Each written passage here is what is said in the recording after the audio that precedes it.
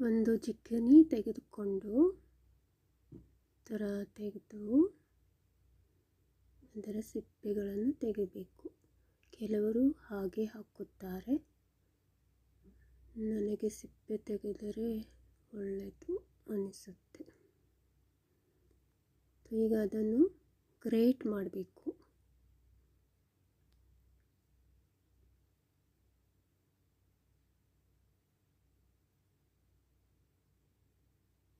Great ಮಾಡಿಕೊಂಡು ಆಯಿತು.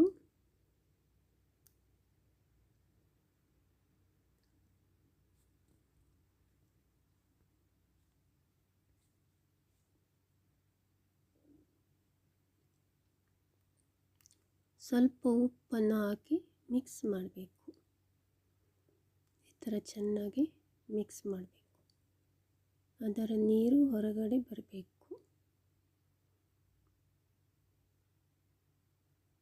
5 ನಿಮಿಷ ಇಟ್ಟರೂ ಸಾಕಾಗುತ್ತೆ. ಈಗ ಅದರ ನೀರನ್ನು ಹಿಂಡಿ ತೆಗಿಬೇಕು.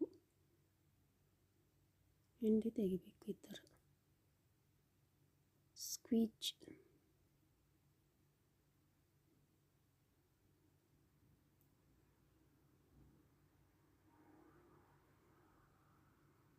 ಈಗ ಹಿಂಡಿ ತೆಗೆದು ಆಯಿತು.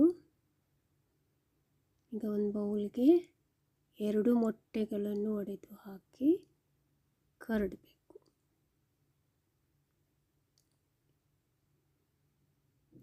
ಚೆನ್ನಾಗಿ ಕರಡಿ ಮಿಕ್ಸ್ ಮಾಡಿ.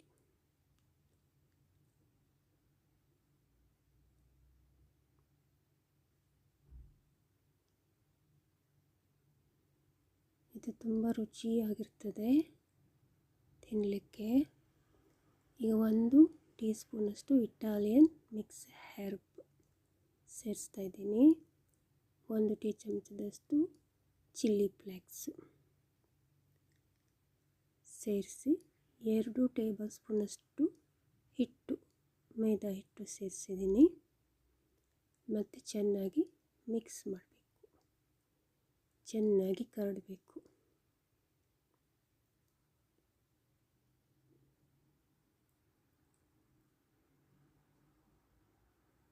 ಈಗ ಹಿಂಡಿದ ಚಿಕನಿಯನ್ನು ಇದರಲ್ಲಿ ಸೇರಿಸಬೇಕು. ಅದನ್ನು ಕೂಡ ಚೆನ್ನಾಗಿ ಕರಡಬೇಕು.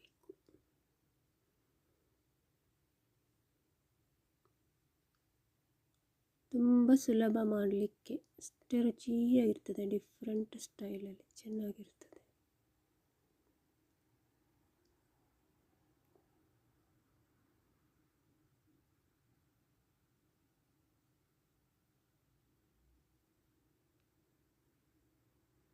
ಈಗ ಚಿಟಿಕೆ ಉಪ್ಪು, ರುಚಿಗೆ ಸ್ವಲ್ಪ ಉಪ್ಪು ಸೇರಿಸ್ಕೊಳ್ಳುವುದು ಮತ್ತು ಚೆನ್ನಾಗಿ ಕರಡುವುದು. ಈಗ ಸ್ವಲ್ಪ ಎಣ್ಣೆಯನ್ನು ಹಾಕಿ ಬಿಸಿ ಮಾಡಿಕೊಳ್ಬೇಕು ಕಾವಲಿ.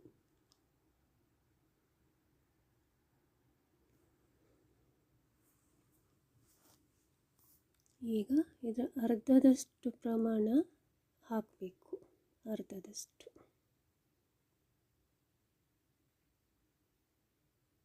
ಸೊ ಈ ಥರ ಮಾಡಿ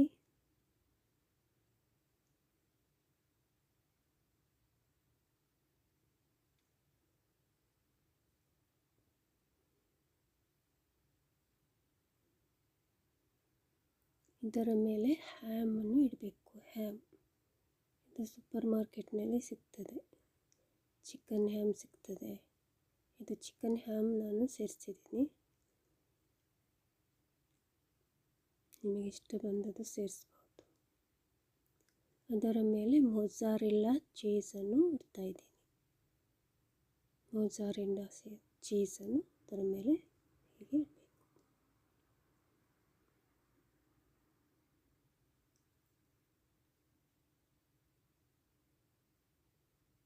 ಈಗ ಸ್ವಲ್ಪ ಟೊಮೆಟೊಗಳನ್ನು ಇಡ್ತಾ ಇದ್ದೀನಿ. Tomato slices. ಈಗ ಉಳಿದರ್ಧ ಭಾಗವನ್ನು ಅದರ ಮೇಲೆ ಹಾಕುವುದು. ಈ ಥರ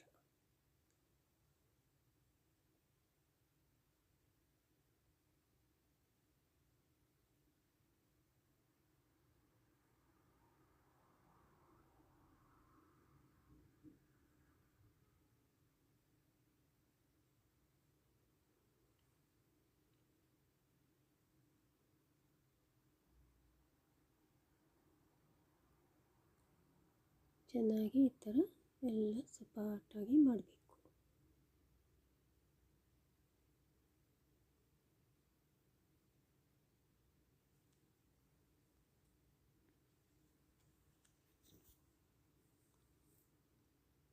ಈಗ ಮುಚ್ಚಿ ಒಂದು 5-6 ನಿಮಿಷಗಳು ಬೇಯಿಸಬೇಕು. ಈಗ 5-6 ನಿಮಿಷ ಆಯಿತು. ಈಗ ಟರ್ನ್ ಮಾಡಬೇಕು. ಈಗ ಟರ್ನ್ ಮಾಡಬಹುದು, ಇಲ್ಲಾಂದರೆ ಬಟ್ಟಲು ಇಟ್ಕೊಂಡು ಕೂಡ ಮಾಡ್ಕೊಳ್ಬಹುದು. ಮುಚ್ಚಿ ಮತ್ತೆ ಒಂದು 4-5 ನಿಮಿಷ ಬೇಯಿಸಬೇಕು. ಚೆನ್ನಾಗಿ ಬೇಯುವವರೆಗೆ ಫ್ರೈ ಮಾಡಿ. ಈಗ ಆಲ್ಮೋಸ್ಟ್ ಆಗಿದೆ. ಈಗ ರೆಡಿ ಆಯಿತು. ತುಂಬ ರುಚಿಕರವಾದ ಘಮಘಮಿಸುವ ಚುಕ್ಕಿನಿ ಮತ್ತು ಎಗ್ ರೆಸಿಪಿ. ಈಗ ಕಟ್ ಮಾಡಿ.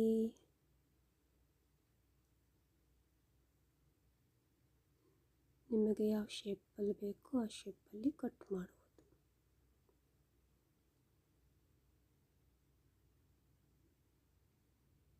ನೋಡಿ ಎಷ್ಟು ಚೆನ್ನಾಗಿ ಬಂದಿದೆ ಅಂತ. ವಾವ್, ಸೂಪರ್ ಆಗಿದೆ. ಸ್ಮೆಲ್ಲು ತುಂಬಾ ಚೆನ್ನಾಗಿದೆ, ತುಂಬ ಟೇಸ್ಟ್ ಆಗಿದೆ. ನೀವು ಕೂಡ ಮಾಡಿ ನೋಡಿ, ಬ್ರೇಕ್ಫಾಸ್ಟ್ಗೆ ಚೆನ್ನಾಗಿರ್ತದೆ.